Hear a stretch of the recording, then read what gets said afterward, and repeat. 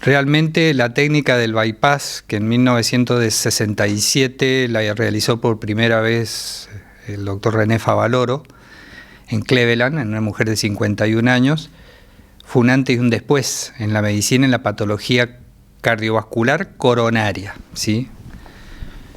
Un antes y un después en el sentido de que, como les comentaba, antes el que se infartaba, en la época de los 50, 60, directamente se decía se infartó o se murió. Hoy se infartó, pero le pusieron stent o le hicieron un bypass. Eso cambió a dejar de ser una patología que era mortal en ese tiempo porque no tenía un tratamiento específico, salvo un antiagregante, aspirina, más de otra cosa no había en esa época, ni siquiera los medicamentos que hay ahora. Entonces fue catalogado al día de hoy uno de los principales, dicen, de los 400 inventos más importantes de la historia de la humanidad fue este. Sí, uno de esos fue eso. Cuando el doctor René Favaloro realiza su técnica, lo hace en ese tiempo con una vena con safena interna. Para que se entienda, el bypass es una derivación, es un puente que se hace para salvar la arteria esa que está obstruida, ¿sí?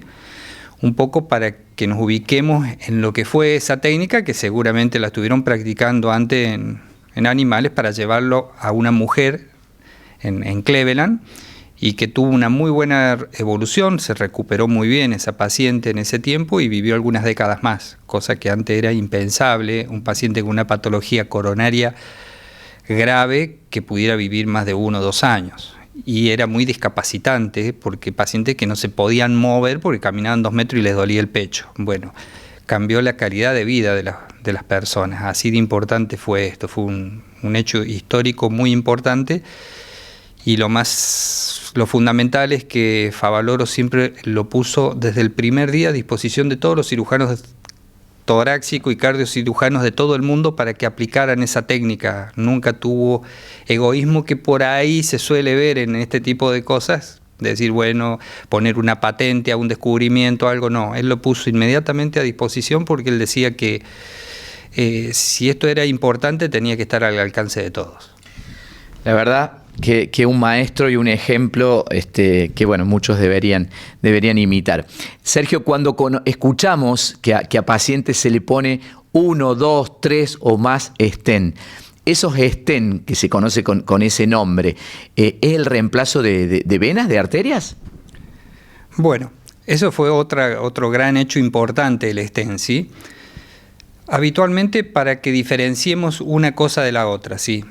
El bypass, el puente que se hace entre la aorta, salvando la obstrucción en forma distal para que pasemos por arriba esa obstrucción, es una cirugía a corazón abierto, ¿sí? Es cruento, tiene sus riesgos y tiene sus indicaciones, que son distintas a las de la angioplastía muchas veces, ¿sí? La angioplastía es un método que es cruento, pero no tanto como una cirugía a cielo abierto donde te abren el pecho y se ingresa por un catéter, por una arteria y se dilata la arteria que está obstruida y se pone como una mallita de alambre, para que me entiendan así en criollo, que hoy liberan drogas para evitar que se vuelva a obstruir y bueno, eso se expande adentro de la arteria.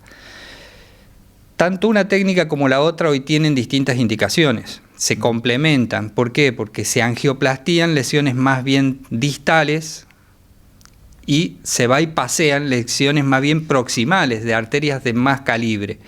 Entonces puede que en algunos pacientes sea más conveniente realizar un bypass y no una angioplastía, aunque la angioplastía hoy en día ha avanzado tanto que se aplica cada vez a lugares más recónditos que antes no se hacían, ha avanzado mucho. Otra cosa que tiene importancia también es las comorbilidades del paciente, porque hay pacientes que tienen EPOC, enfermedad pulmonar obstructiva crónica, diabetes, etcétera, problemas renales. Entonces el paciente cardiovascular es un paciente que no es solo cardiovascular, es un paciente complejo. Entonces puede estar indicada una técnica por sobre la otra de acuerdo a esas comorbilidades que tenga. Así que hoy en día son complementarios. Lo importante y fundamental es que la técnica del bypass que desarrolló Favaloro sigue siendo exactamente la misma después de 56, 57 años. Cambiaron, sí, mejores hilos, mejores materiales, mejor instrumental, mejor diagnóstico, mejores métodos diagnósticos, pero el fundamento quirúrgico de la técnica sigue siendo la misma, o sea que fue espectacular lo que hizo. Así que bueno, otra cosa importante, que esto es una solución para muchas personas, realmente la técnica del bypass, pero no nos olvidemos que no hay que tratar de no llegar a este momento.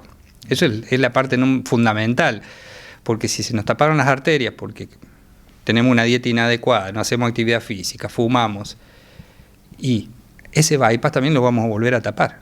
Claro. Entonces no queda ahí la cosa. Hoy en día la recuperación cardiovascular y los hábitos saludables tienen un papel fundamental en la recuperación, porque el cirujano va a actuar, va a solucionar el problema, pero si al motor no lo cuidamos, va a terminar ocurriendo lo mismo, y muchas veces hay pacientes que hay que reintervenirlo a los 6, 7 años porque tapan el puente, vuelven a obstruir el puente, o hay que hacerle una angioplastía sobre alguna lesión que ya antes se la había tratado, ¿no? ¿Cuál es la actualidad hoy de esta especialidad? En un contexto muy difícil, complicado, complejo, para todos. ¿Esto se nota en el consultorio? ¿Hay más consultas por problemas cardíacos, no sé, con palpitaciones o que llegan a diagnosticar más controles y más estudios? Sin duda que en los últimos años, décadas, se viene aumentando la sobrevida de las personas, ¿sí? En la década del 50, llegar a los 60 años era un logro, y hoy personas muy bien de 80, 85 años, y atendí uno de 92 que entró caminando, parecía que tenía 60. Entonces, estas técnicas han hecho que se prolongue la sobrevida de las personas, y por consiguiente también aparecen más comorbilidades. Entonces, hoy en día la principal causa de muerte son las enfermedades cardiovasculares, entiéndase ACV, cardiopatía isquémica, arritmia, insuficiencia cardíaca, hipertensión, o sea, son la principal causa de muerte, lo siguen siendo y lo van a seguir siendo, un poco por lo que hablábamos recién, por la mala alimentación, lo que vos decías, el estrés es fundamental. Hay gente que se ha infartado por estrés, sí, gente que le han puesto un revólver en la cabeza, se asustó y se infartó y se murió. O sea, es así de importante para hacer un espasmo, pero ojo, el que hace un evento de eso tiene, aparte de una predisposición, alguna obstrucción a vía latente que no estaba diagnosticada, que hoy con las nuevas técnicas se diagnostica más tempranamente y se puede prevenir antes de llegar al bypass, ¿sí? O antes de llegar a la angioplastía. Esa es la idea, pero sin duda el ritmo de vida, ¿sí? Del trabajo, de los horarios, del estrés, de las ocupaciones, de todo lo que nos impone hoy cada vez más presión por parte de la misma sociedad, sin duda han hecho que haya más enfermedades cada vez cardiovasculares, siendo la hipertensión la más importante. Y bueno, tuvimos una situación muy particular que fue lo de la pandemia, que mucha gente, algunos le culpan a la vacuna, otros al virus, se vio más hipertensiones que antes, pero que también tienen que ver con el encierro, con una serie de situaciones que se vieron muchos eventos cardiovasculares en una proporción más grande, y por lo que volvemos a hablar, porque se dejaron de hacer controles preventivos. Se atendían solamente las urgencias, entonces durante 1 o 2 años se dejó de hacer la prevención, el chequeo, y bueno, eso generó que en los próximos meses o años hubieran muchos eventos cardiovasculares, ¿sí?